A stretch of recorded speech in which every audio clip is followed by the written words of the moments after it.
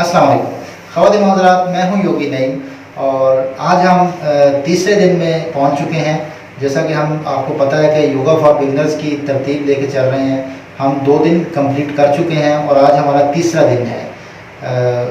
मुझे उम्मीद है कि आप लोग मेरे साथ पहले दिन से स्टार्ट हैं, 2 दिन आप कर चुके हैं और तीसरा दिन आज हमारा।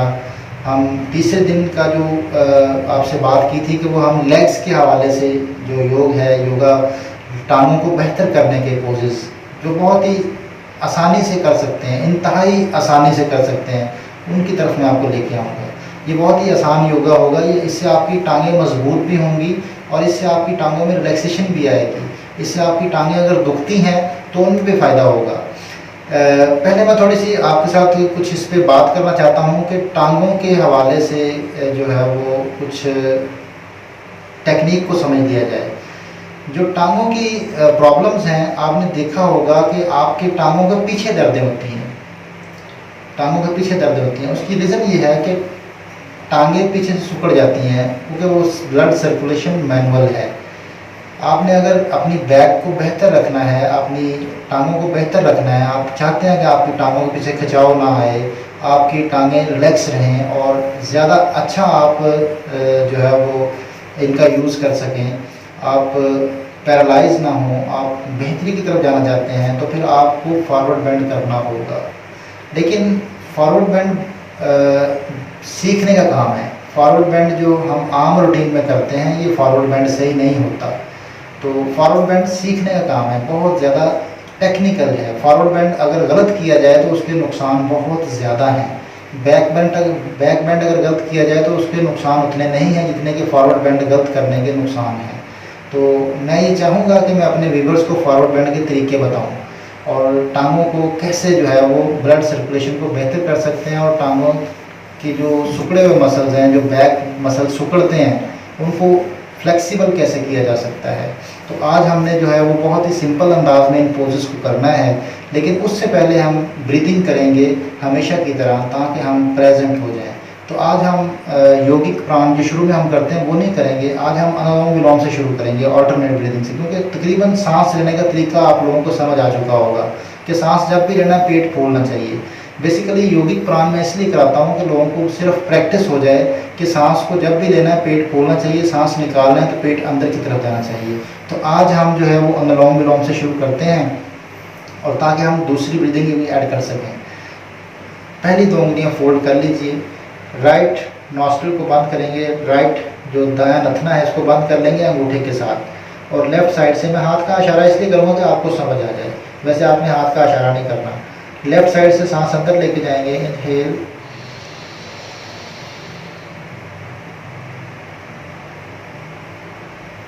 राइट साइड से सांस को निकाल देंगे, एक्सहेल,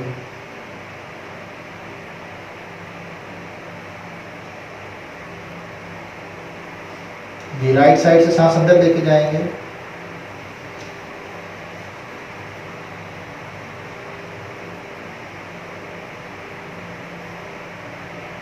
लेफ्ट साइड से सांस को निकाल देंगे, एक्सहेल,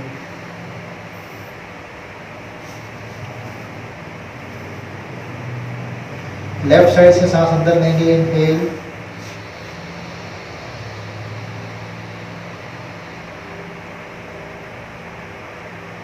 राइट साइड से सांस निकाल देंगे, एक्सहेल,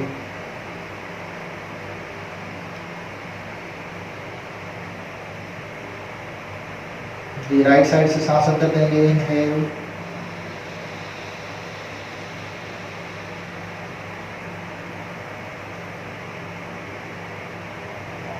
लेफ्ट साइड से सांस निकाल देंगे।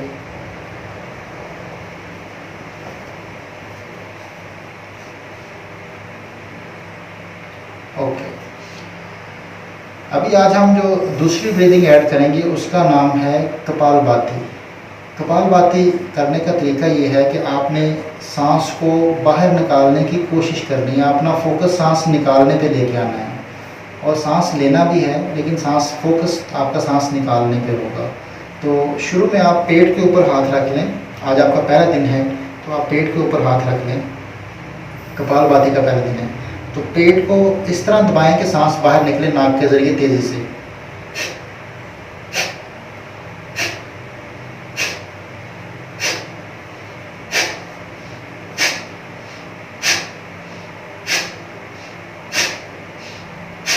इस तरह आप करना आसान हो जाएगा। असल टेक्निक तो यही है कि आप हाथों के बगैर करें।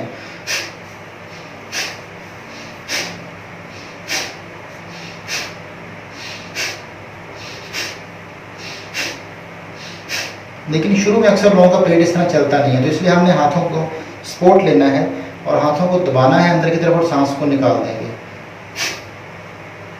क्योंकि हमने जैसे पहले भी आपको बताया कि हम आपको योगा सिखाने की कोशिश कर रहे हैं, हम अपने आप को शो नहीं कर रहे।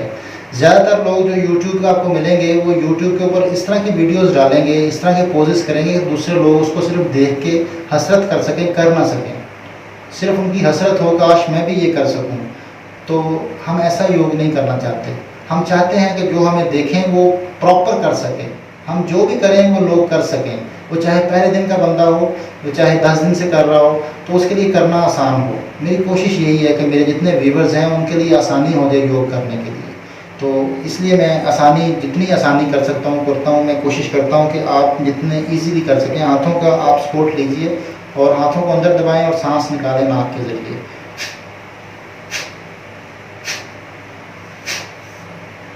जब पेट अंदर जाए तो सांस झटके से बाहर निकालें।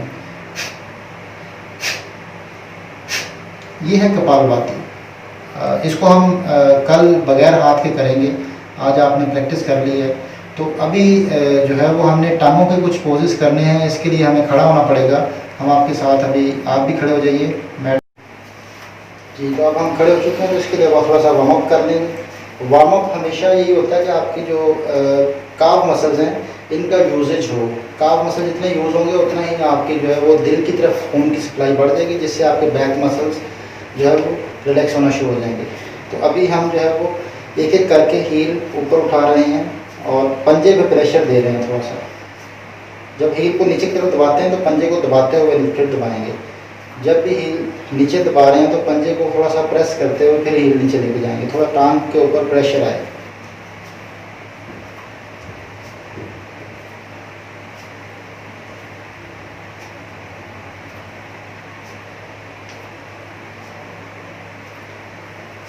तकरीबन हम 1 मिनट इस तरह करेंगे। 1 मिनट के बाद फिर हम जो है वो नेक्स्ट पोजीशन में जाएंगे।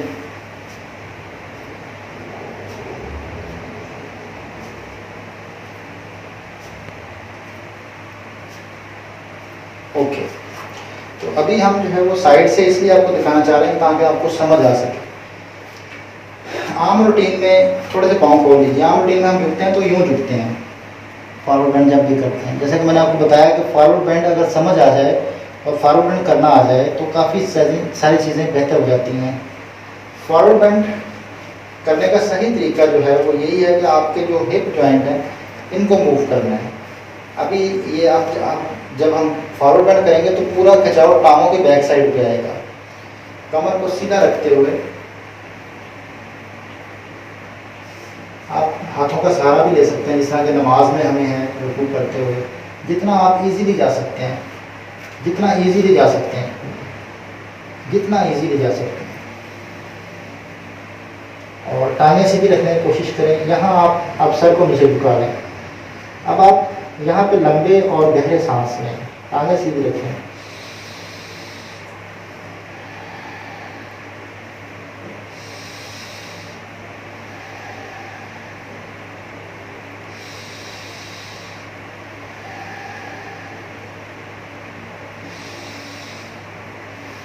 जी, अब यहाँ से उठने में थोड़ी सी टेक्निक इस्तेमाल होगी कि आपने एकदम टांगे सीधी रखते हुए नहीं उठना। आपने टांगे थोड़ी सी बेंड कर लेनी है और इन पे हाथ रखते हुए आप ऊपर उठेंगे। कभी भी टांगे सीधी रखते हुए आपने फॉरवर्ड बेंड से ऊपर नहीं उठना, क्योंकि आप बिल्कुल नीचे जा चुके होते हैं तो आपकी लोअर बैक पे प्रेशर आ जाएगा, फिर आपकी लोअर बैक में तकलीफ होगी बाद में। तो दोबारा हम टांगे सीधी रखते हुए नीचे जाएंगे। कमर को सीधा रखते हुए, टांगों को पीछे खिंचाव आए, बिल्कुल कमर को सीधा रखते हुए हाथों की सपोर्ट लेनी घुटनों पे, जो कि रुकू का सही अंदाज है। और आहिस्ता आहिस्ता फिर आप नीचे की तरफ जाएं। और जितना आप अगर हाथ आपके लगते हैं तो बहुत अच्छा है। अब यहाँ पे आप नीचे सर को लटका दें, इसलिए लटकाएं कि ग्रेविटी आपको नीचे खींचे। अपने सर को नीचे लटका दें, लंबे गहरे सांस लें। टांगों के पीछे पूरा खिंचाव आना चाहिए ताकि वो बैठने की वजह से मसल सिकुड़ चुके हैं अगर मसल सिकुड़े हुए हैं तो उनमें फ्लेक्सिबिलिटी है।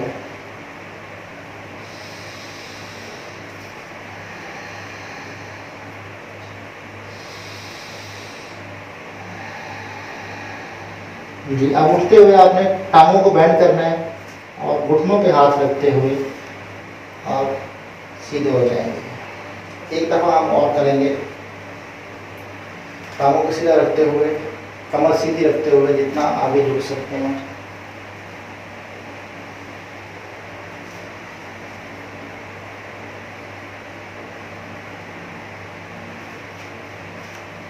जी, यहाँ पे आप अपनी कमर को नीचे लटका दें और सर को नीचे लटकाएं। इस तरह लटकाएं कि ऊपर वाला सर का हिस्सा नीचे लटक जाए ताकि ग्रेविटी आपको नीचे खींचे।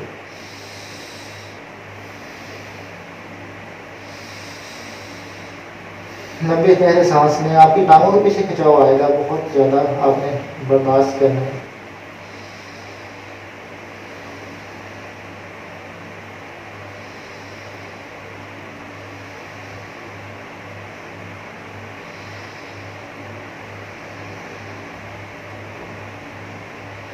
जी, उठते हुए अपने टांगों को फोल्ड कर लेंगे, घुटनों के ऊपर हाथ रखते हुए आहिस्ता से सीधे हो जाएंगे।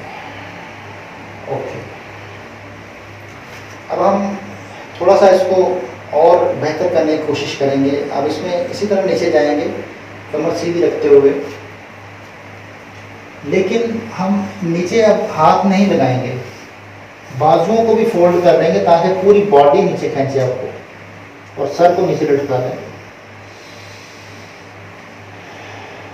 लंबे और गहरे सांस में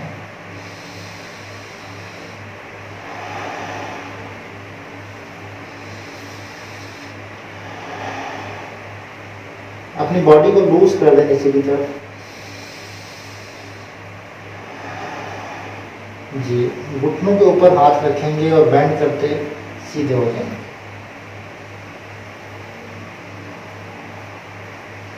जी, अब दोबारा करेंगे, कमर को सीधा रखते हुए आगे झुकते जाएंगे आहिस्ता आहिस्ता।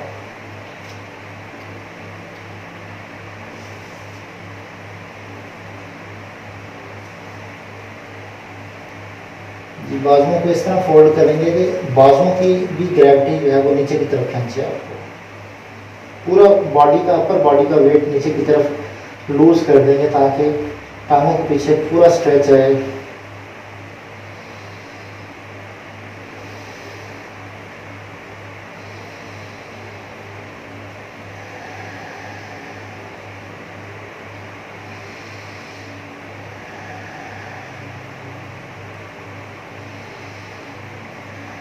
जी, उठते हुए घुटनों को बेंड कर लेंगे और आहिस्ता आहिस्ता सीधे हो जाएंगे। एक दफ़ा हम और करेंगे, लास्ट राउंड। कमर को सीधा रखते हुए नीचे झुकना शुरू करें आहिस्ता आहिस्ता।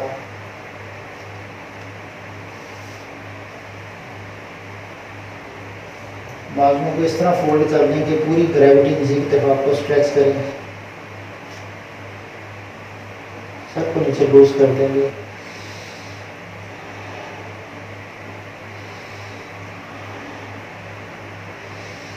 लंबे गहरे सांस लेंगे, टांगों के पीछे बहुत ज़्यादा स्ट्रेच आएगा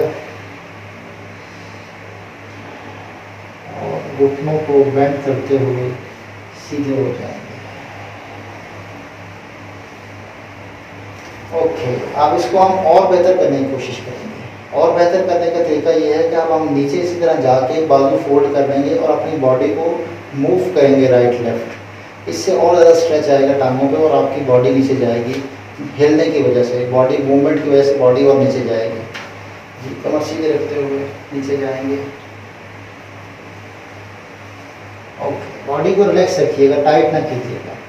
अब आप बॉडी को मूव करें इस तरह के और ज़्यादा, जैसे आप झूल रहे होते हैं।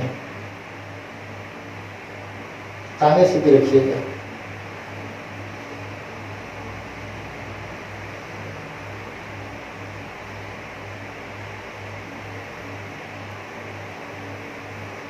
ओके, घुटनों को बेंड करेंगे आहिस्ता आहिस्ता ऊपर उठ जाएंगे।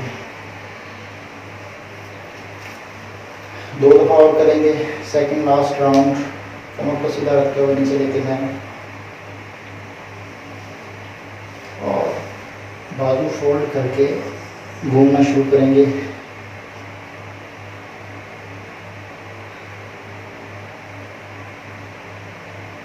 अपने हाथों को नीचे की तरफ लूज कर देंगे, नॉर्मल सांस लेंगे, आहिस्ता आहिस्ता घुटने बैंड कर लें और सीधे हो जाएं। उठते हुए कभी भी टांगें सीधे रखिएगा, उठते हुए आपने हमेशा लेग बैंड करके उठना है। दोबारा हम लास्ट राउंड करेंगे, कमर को सीधा रखते हुए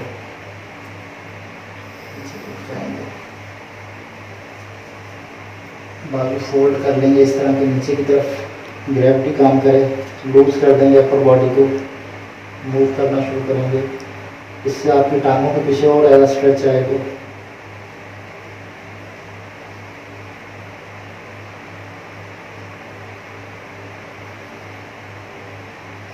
ओके, लेग्स फोल्ड कर लें और सीधे हो जाएं।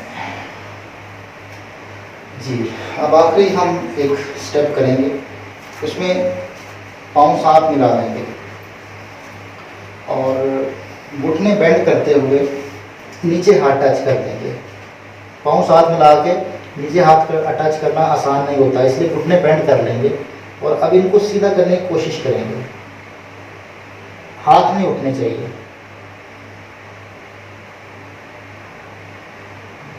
फिर बेंड करेंगे, फिर सीधा करने की कोशिश करेंगे, टांगें सीधी करने की कोशिश करेंगे, हाथ नहीं उठने चाहिए।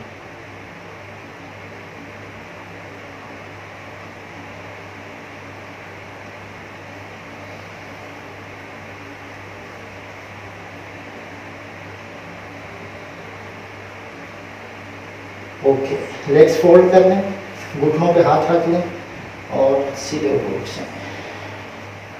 जैसा कि मैंने आपको बताया, कभी भी टांगे सीधे रखते हुए ऊपर नहीं उठना। सेकंड राउंड, घुटने बेंड करते हुए नीचे हाथ टच करेंगे और अब हाथ नहीं हिलने चाहिए, हाथ ज़मीन के साथ फिक्स कर लेंगे और टांगे सीधी करने की कोशिश करेंगे।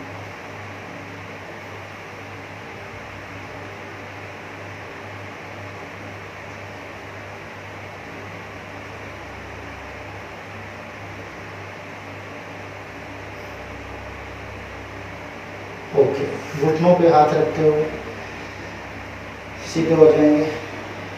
जी, आखिरी राउंड है हमारा। घुटने बेंड करेंगे और नीचे हाथ रखेंगे, टांगे सीधे करने की कोशिश करेंगे, सांस नॉर्मल लेंगे।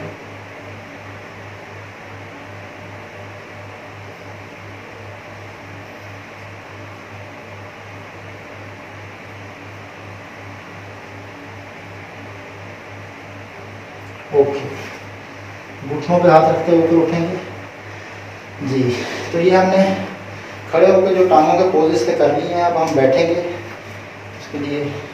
जी, तो अब हम खड़े होकर जो है वो टांगों पे बहुत ज़्यादा स्ट्रेच जो है वो हमने कोशिश की लाने की, और इससे जो है वो बैक मसल्स की जो सिकुड़न थी, जो सिकुड़ापन था, इससे लाजमी बात है कि वो फ्लेक्सिबिलिटी बेहतर होगी आपकी और ब्लड सर्कुलेशन भी अच्छी होगी। इससे आपको टांगों में और एड़ियों में जो दर्द रहता है वो सुकून रहना शुरू हो जाएगा।